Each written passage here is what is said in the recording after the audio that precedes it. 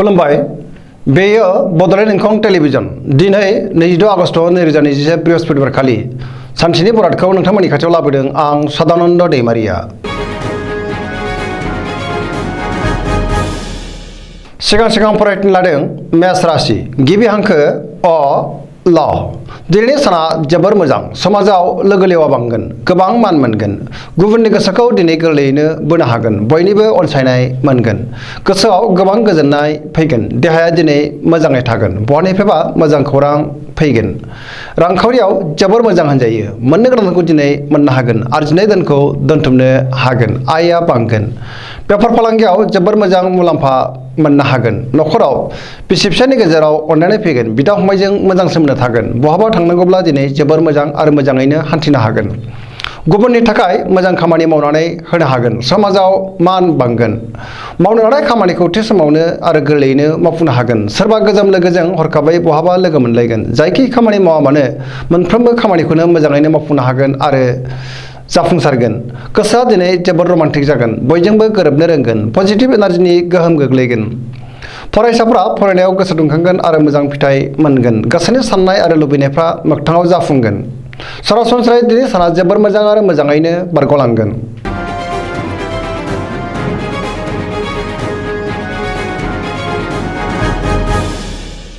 वृष राशि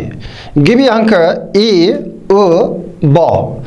दिनैनि साना बारा मोजां नङा गुबुननि थाखाय नाङा फाङा जेंनायाव गोग्लैनांनो हागौ सिनाय मोनै सुबुंनिफ्राय सांग्रां जानाया गाहाम नेगेटिभ एनार्जिनि गोहोम गोग्लैनो हागौ गोसोखौ दिनै जोबोर गुलाय गुजाय मोनगोन गुबुननि थाखाय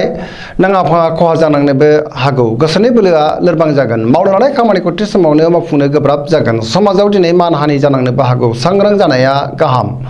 रांखावरियाव बारा मोजां नङा नाङा फाङा खरसाया बांगोन बेफार फालांगियाव मोजां नङा होनजायो बहाबा थाङोब्ला दिनै सांग्रां जानाया गाहाम नखराव बिसि फिसायनि गेजेराव अनलायनाय फैगोन देहाया दिनै मोजाङैनो थागोन गुबुननि हेफाजाब मोननाय नङा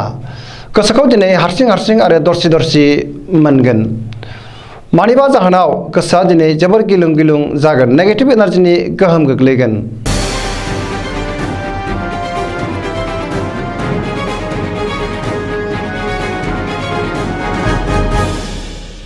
मिथुन राशि गिबि हांखो ख स दिनैनि साना जोबोर मोजां गुबुनखौ अननो रोंगोन आरो गुबुनजोंबो अनजागोन बयजोंबो अनसायजागोन मान मर्यादाबो बांगोन गोसोखौ दिनै जोबोर गोजोननाय मोनगोन मावनो लानाय खामानिखौ थि समावनो आरो गोरलैयैनो मावफुंनो हागोन देहाया मोजाङै थागोन रांखावरियाव जोबोर मोजां आरजिनाय धोनखौ दोनथुमनो हागोन बेफार फालांगियाव जोबोर मोजां मुलाम्फा मोनगोन नखराव अनलायनाय फैगोन समाजाव दिनै गोबां मान सन्मान मोननो हागोन गोसोनि बोलोआ बांगोन सेंग्रा सिख्लाफ्रा जोबोर रमान्टिक जागोन सोरबा लोगोजों बाख्नाय जागोन गोजोनै थानो हागोन बयनिबो अनसायनाय आरो अननाय मोनगोन फरायसाफ्रा फरायनायाव गोसो दुंखांगोन पजिटिभ एनार्जिनि गोहोम गोग्लैगोन जायखि खामानि मावा मानो मोनफ्रोमबो खामानियावनो जाफुंसारनो हागोन।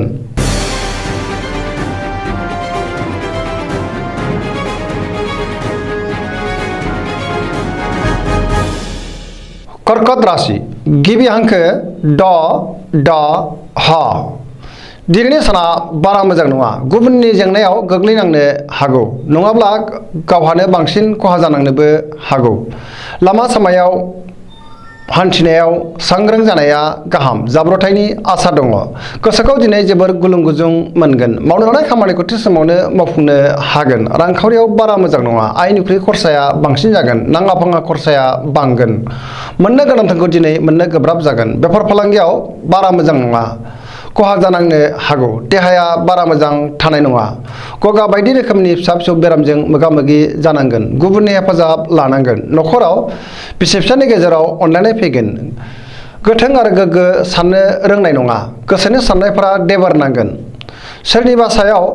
रागा जोंफ्रांगोन गोसोआ दिनै जोबोर आला खालाबो जागोन नेगेटिभ एनार्जिनि गोहोम गोग्लैगोन।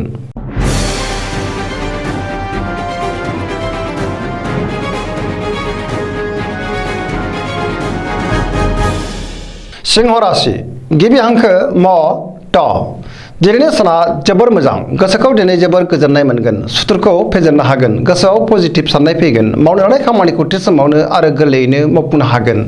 रांखावरियाव जोबोर मोजां मोननो गोनांखौ दिनै मोननो हागोन आयआ बांगोन अब्लाबो नाथाय खरसायाबो बांगोन बेफार फालांगियाव मोजां मुलाम्फा मोनगोन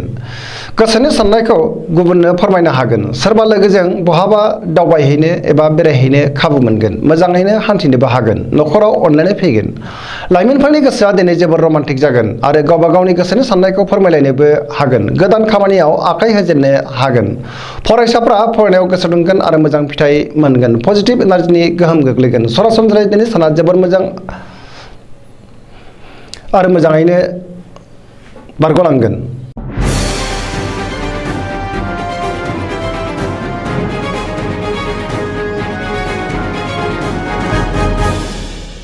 कन्या राशि गिबि हांखो प ट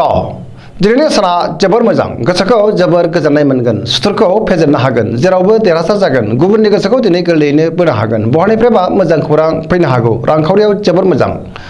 मोननो गोनांखौ दिनै मोननो हागोन आयआ बांगोन बेफार फालांगियाव मोजां मुलाम्फा मोनगोन देहाया दिनै मोजाङैनो थागोन गुबुननि थाखाय मोजां खामानि मावनानै होनो हागोन नखराव बिसि फिसायनि गेजेराव अनलायनाय फैगोन बिदा फंबायजों मोजां सोमोन्दो थागोन बिमा बिफानि अननाय आरो बोरखौ मोनगोन सेंग्रा सिख्लाफ्रा दिनै जोबोर रमान्टिक जागोन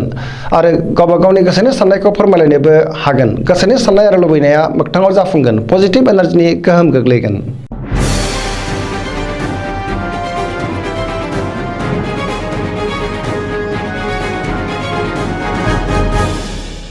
तुला राशि गिबि हांखो र ट दिनैनि साना जोबोर मोजां गोसोखौ जोबोर गोजोननाय मोनगोन बहाबा दावबायहैनो खाबु मोनगोन गोसोनि बोलोआ बांगोन गोबां धोन मोननो हागोन गोसोनि साननाय आरो लुबैनायफ्रा मोगथाङाव जाफुंगोन मावनो लानाय खामानिखौ थि समावनो आरो गोरलैयैनो मावफुंनो हागोन देहाया दिनै मोजाङै थागोन सोरबा लोगोनि हेफाजाबखौ मोनगोन रांखावरियाव मोजां बेफार फालांगियावबो मोजां मुलाम्फा मोनगोन नखराव बिसि फिसायनि गेजेराव अनलायनाय फैगोन समाजाव दिनै गोबां मान मोनगोन सोरबा लोगोनि हेफाजाब मोननो हागोन समाजाव बयजोंबो अनजागोन आरो अनसायजागोन बिमा बिफानि अननाय आरो बोरखौ मोननो हागोन सोरबा गोजाम लोगोजों जानबुङाव रायज्लायनो खाबु मोनगोन आरो गोसोआ जोबोर गोजोननाय मोनगोन गोसोआ जोबोर रमान्टिक जागोन फरायसाफोरा फरायनायाव गोसो दुंखांगोन आरो मोजां फिथाइ मोनगोन पजिटिभ एनार्जिनि गोहोम गोग्लैगोन सरासनस्रायै दिनै साना जोबोर मोजां आरो मोजाङैनो बारग'लांगोन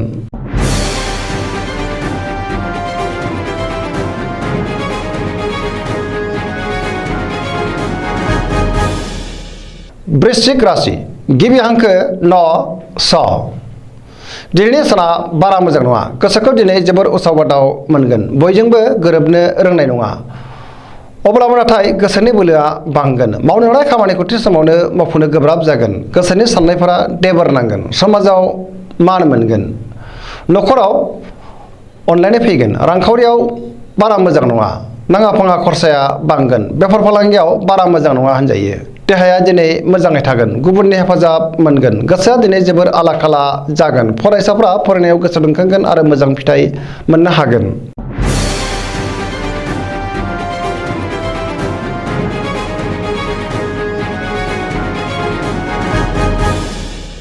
धनु राशि गिबि हांखो ढ फ भ दिनैनि साना जोबोर मोजां मावनो लानाय खामानिखौ थि समावनो आरो गोरलैयैनो मावफुंनो हागोन गोसोखौ जोबोर गोजोननाय मोनगोन गोसोनि साननायफोरा मोगथाङाव जाफुंगोन रांखावरियाव दिनै जोबोर मोजां आरजिनाय धोनखौ दोनथुमनो हागोन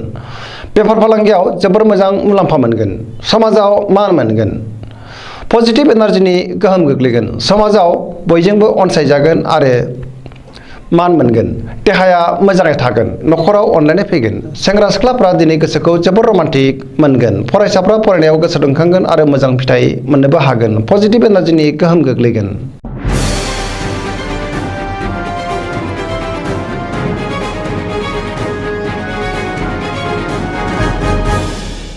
मकर राशि गिबि हांखो ख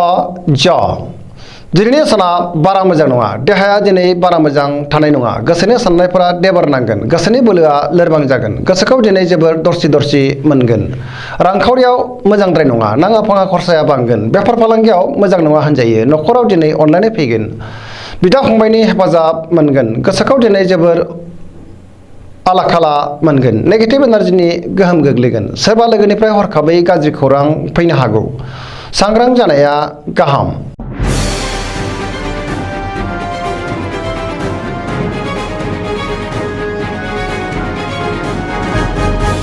कुम्भ राशि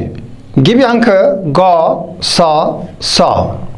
दिनैनि साना जोबोर मोजां गोसोखौ दिनै जोबोर गोजोननाय मोनगोन मावनो लानाय खामानिखौ थि समावनो मावफुंनो हागोन बहानिफ्रायबा मोजां खौरां फैगोन समाजाव दिनै गोबां मान मोनगोन सोरबा गोजाम लोगोजों बहाबा लोगो मोनलायगोन रांखावरियाव जोबोर मोजां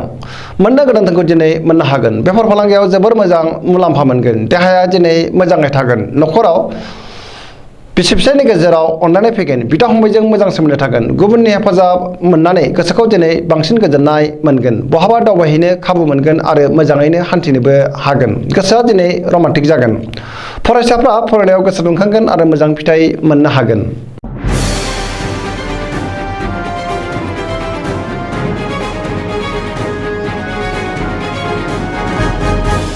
मीन राशि गिबि हांखो ड स